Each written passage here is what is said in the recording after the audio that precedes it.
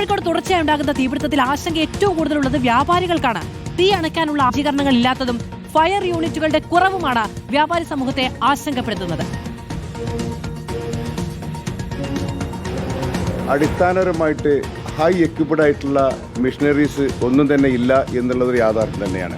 ഇത്തരത്തിലുള്ള ദുരന്ത നിവാരണങ്ങൾ പരിഹരിക്കുന്നതിന് വേണ്ടി അടിസ്ഥാന സൗകര്യങ്ങളുടെ ഒരു കുറവ് ഈ ഫയർ ആൻഡ് റെസ്ക്യൂ സ്റ്റേഷനിൽ തീർച്ചയായും ഉണ്ട്. അതേപോലെ തന്നെ ഈ ഏരിയൽ ടെൻഡർ എന്നൊക്കെ പറയുന്ന ഒരു പ്രത്യേകതരം മെഷീനറീസ് ഉണ്ട്. ഹൈറേസ് ബിൽഡിങ്ങിലെ ഫയറുകൾ അത് റെസ്ക്യൂ ചെയ്യാൻ ഉള്ള ആധുനിക രീതിയിലുള്ള ഉപകരണങ്ങളുടെയും അതേപോലെ തന്നെ ബ്രീത്തിങ് അപ്പാരറ്റസ്, അതേപോലെ തന്നെ ജലത്തിൻ്റെ ലഭ്യത, അടിസ്ഥാന സൗകര്യം, പ്രത്യേകിച്ചും ഈ റെസ്ക്യൂ സ്റ്റേഷൻ ഈ സമയത്ത് കെട്ടിടങ്ങൾ പൊളിച്ചിട്ട് പണി പൂർത്തീകരിക്കാതെ സ്റ്റാഫുകൾക്കും പ്രത്യേകിച്ചും ഫീമെയിൽ സ്റ്റാഫുകൾക്കും അടിസ്ഥാന സൗകര്യങ്ങൾ വരെ പൂർത്തീകരിക്കാൻ പറ്റാത്തൊരു സാഹചര്യമാണ് ഇപ്പം നിലവിലുള്ളത്.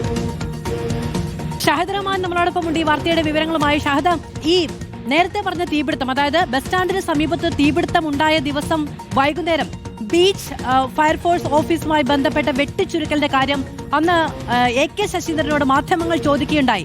അന്ന് അദ്ദേഹം എന്താണ് പറഞ്ഞതെന്ന് ഷാഹിദിന് ഓർമ്മയുണ്ടാകും. ഇപ്പോഴാണോ ഇതൊക്കെ ചോദിക്കുന്നത് എന്നാണ്. അതായത് അപകടമുണ്ടായപ്പോൾ അവിടുത്തെ രക്ഷാപ്രവർത്തനത്തിനപ്പുറത്ത് അപര്യാപ്തതകളെ ചൂണ്ടിക്കാണിച്ചതിനെ ചോദ്യം ചെയ്യുകയായിരുന്നു മന്ത്രി അന്നുണ്ടായത്. പക്ഷേ ഇതേ സംവിധാനങ്ങളുടെ, ഇതേ സജ്ജീകരണങ്ങളുടെ പോരായ്മകൾ ഇപ്പോഴും ചൂണ്ടിക്കാണിക്കപ്പെടുകയാണ്. എന്തു ചെയ്തു ഈ സംഭവങ്ങളൊക്കെ കഴിഞ്ഞിട്ട്?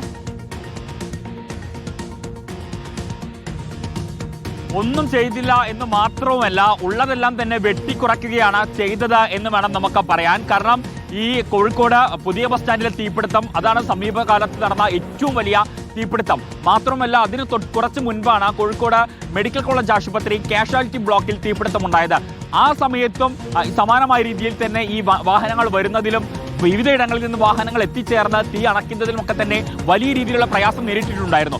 ആ ഘട്ടത്തിൽ മേയറും ഒപ്പം തന്നെ ഡെപ്യൂട്ടി മേയർ, അതായത് കഴിഞ്ഞ ഭരണസമിതി കാലത്തുള്ള മേയറും ഡെപ്യൂട്ടി മേയറും ഒപ്പം തന്നെ ഈ മന്ത്രിയും ഉൾപ്പെടെയുള്ള ആളുകൾ അവിടെ വന്നിട്ടുണ്ടായിരുന്നു.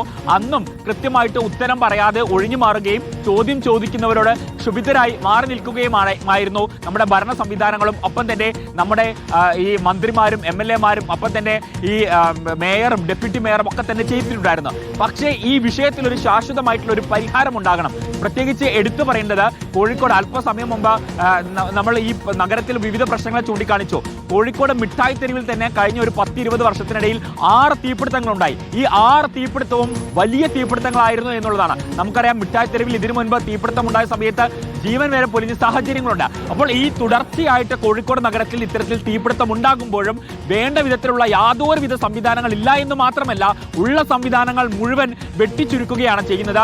അതിൽ ഏറ്റവും പ്രധാനപ്പെട്ട കാര്യമാണ് നിലവിലെ ഫയർ സ്റ്റേഷൻ ഓഫീസ് പോലും, Kozhikode beach fire station office പോലും ഇല്ല എന്നുള്ളത്. അപ്പോൾ സ്വാഭാവികമായിട്ടും വ്യാപാരികളെ സംബന്ധിച്ച അത് വലിയ ആശങ്കയാണ്. പ്രത്യേകിച്ച് ഇനി ചൂടുകാലമാണ് വരുന്നത്. ഈ ചൂടുകാലം വരുന്ന സമയത്ത് കഴിഞ്ഞ വർഷത്തെ കണക്ക് മാത്രം പരിശോധിച്ചാൽ മതി. അതായത് നിരവധി തീപിടുത്തങ്ങളാണ് വിവിധ ഇടങ്ങളിലായിട്ട് നടന്നത്. അത് ഷോർട്ട് സർക്യൂട്ട് ആയിട്ടും അല്ലാതെയും ഒക്കെ ആയിട്ട് വിവിധ തീപിടുത്തങ്ങളുണ്ടായി. ആ ഘട്ടങ്ങളിലൊക്കെ തന്നെ ഈ ഫയർ എഞ്ചിനുകൾക്ക് കയറി വരാൻ വലിയ ബുദ്ധിമുട്ടുകളുണ്ട്. വന്ന ഫയർ എഞ്ചിനുകൾക്ക് മതിയായിട്ടുള്ള അടിസ്ഥാന സൗകര്യങ്ങളില്ല, അത്യാധുനിക സജ്ജീകരണങ്ങളില്ല, യന്ത്രങ്ങളില്ല, ജീവനക്കാരില്ല. അങ്ങനെ എല്ലാ അർത്ഥത്തിലും അതായത് ഒരു പടുകുഴിയിലാണ് നമ്മുടെ ഈ ഫയർ സംവിധാനം എന്ന് വേണം നമുക്ക് പറയാൻ. ഉള്ള ഉദ്യോഗസ്ഥർ പരമാവധി ജോലി ചെയ്ത് അതായത് കൂടുതൽ പണിയെടുത്ത് അവർ ഈ തീ അണയ്ക്കാനുള്ള ശ്രമമാണ് നടക്കുന്നത്.